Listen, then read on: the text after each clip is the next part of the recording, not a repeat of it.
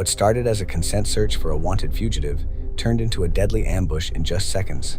On November 15, 2022, Oklahoma City police officers responded to a travel trailer in the 14,000 block of Iron Road after learning that Timothy Johnson, who was wanted on an out-of-state felony warrant, had entered the trailer and had not been seen leaving. When officers contacted the trailer owner, she told them no one else was inside and voluntarily gave them permission to search the residence. Unknown to the officers, Johnson was hiding inside a concealed storage compartment beneath a mattress while armed with a pistol. We will now go to responding officer 1's body cam perspective. She told us we could go in. It's her trailer. Sammy! This is the police department! If you're in here, you need to make yourself known! Alright.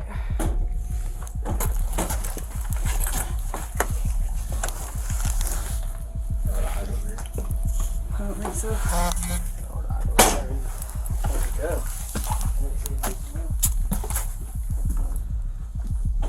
Sammy! Hey. Alright, yeah, we're clearing the trailer. Look at that. You see that, right? What? The bag? Is that a bag or is that a vest? That's a vest. Oh, okay. Huh? You clear this? As the search progressed, officers lifted a mattress covering a storage compartment built into the trailer. Beneath it, they immediately saw Timothy Johnson holding a pistol. Johnson raised the pistol toward the officers, triggering an exchange of gunfire at extremely close range. Go!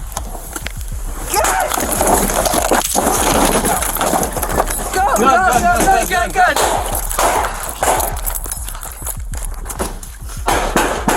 Shots fired! Shots fired!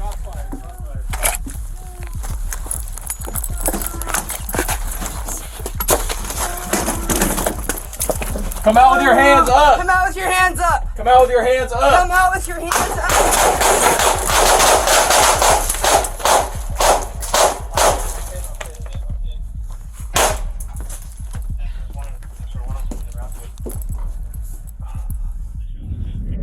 Before we go to the body cam footage from the other officers involved, let's briefly discuss some of the tactical considerations.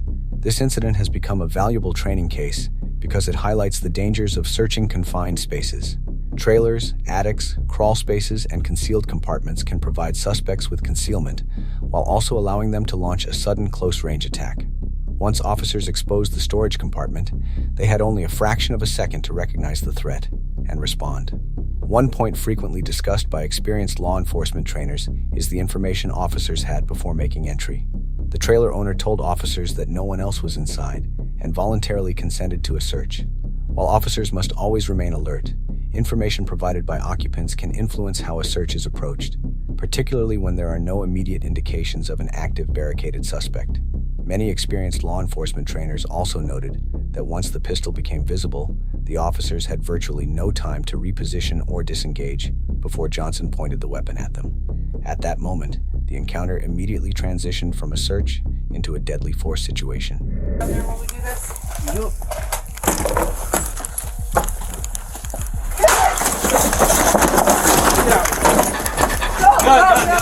Good.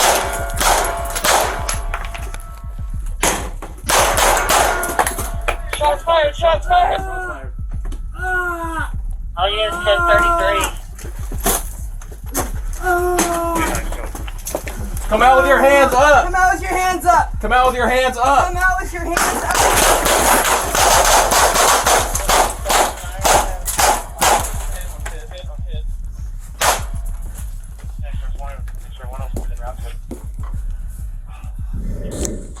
Cody, you got cover out there while we do this?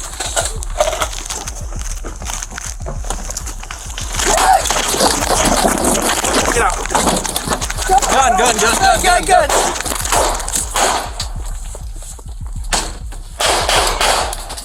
Shots fired!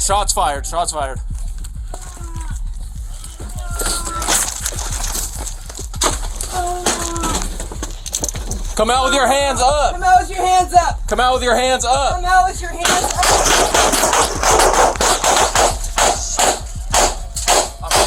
I'm hit.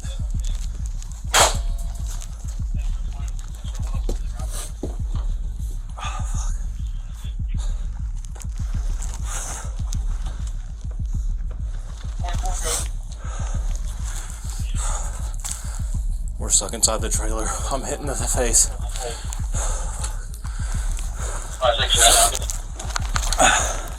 Stay on here and just go. We gotta get out. Timothy, you need to come out with your hands up. Back out of the trailer. Back out of the trailer. You all go first. Go. Go. I got you. Go. Mock, you're injured. Go.